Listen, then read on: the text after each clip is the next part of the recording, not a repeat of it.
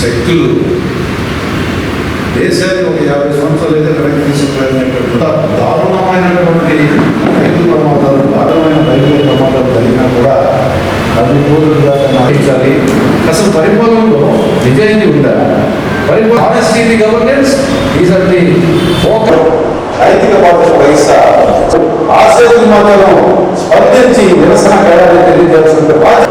ఈరోజు అందరూ ఇక్కడ సమావేశం కావడంలో ఉద్దేశం, గత 20 రోజులుగా సోనం వాంగ్చుక్ గారు ఢిల్లీలో జంతర్ మంతర్ దగ్గర ఆమరణ నిరాహార దీక్షకు కూర్చొని ఆయన ఆరోగ్యం క్షీణిస్తూ ఉంది. ఇంత ఆ పరిస్థితుల్లో కూడా ప్రభుత్వంలో ఎటువంటి స్పందన లేకపోవడం అందరికీ బాధ కలిగిస్తుంది. అందరం ఆయనకి సంఘీభావం తెలియజేయాలనే ఉద్దేశంతో రకరకాల సంఘాల నుంచి ఇక్కడ అందరినీ ఆహ్వానించాం. ఇది ఒక సన్నాహక సమావేశం. ఈ సమావేశంలో ఒక నిర్ణయం తీసుకొని ఆయనకి మద్దతుగా, సోనం వాంగ్చుక్ గారికి మద్దతుగా ఏమి చేయాలనేది ఇక్కడ సమావేశంలో ఒక నిర్ణయం తీసుకొని మేము ముందు కార్యక్రమాలతో ముందుకు వెళ్తాం.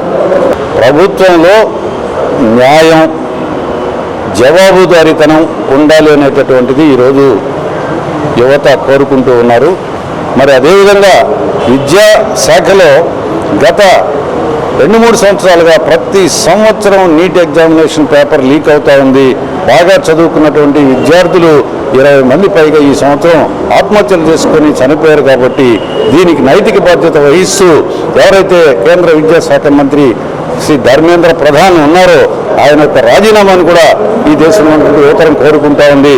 మరి ఈ యువతరం విద్యార్థుల యొక్క కోరికకు మద్దతుగా సోనం వాంగ్చుక్ అనేటటువంటి భారతదేశం గర్వించదగినటువంటి నిఖార్సైనటువంటి నిస్వార్థపరమైనటువంటి దేశభక్తులు, ప్రముఖ ఇంజనీరు, శాస్త్రవేత్త, అనేక శాస్త్రపరమైనటువంటి ఇన్నోవేషన్స్ చేసి ఈ దేశానికి ఉపయోగపడినటువంటి నిస్వార్థ ప్రజా సేవకులైనటువంటి సోనం వాంగ్చుక్ గారు ఆమరణ నిరాహార దీక్ష చేస్తున్నారు. ఇది 20వ రోజు.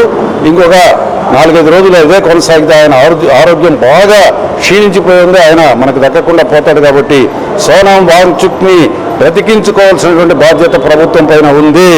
ప్రభుత్వం పైన ఒత్తిడి తెచ్చి ఈ దేశం ముద్దుబిడ్డ అయినటువంటి సోనం వాంగ్చుక్ను కాపాడుకోవాల్సినటువంటి బాధ్యత ఈ దేశంలోని విద్యార్థుల పైన, ఈ దేశంలో ఉన్నటువంటి యువకుల పైన, ఈ దేశంలో ప్రగతిశీల వ్యక్తులపైన, శాంతి కాముకులపైన ఉందని చెప్పి మేము భావిస్తూ నెల్లూరులో కూడా ఆ ప్రయత్నంలో భాగంగా ఈ కార్యక్రమాన్ని చేపట్టాం.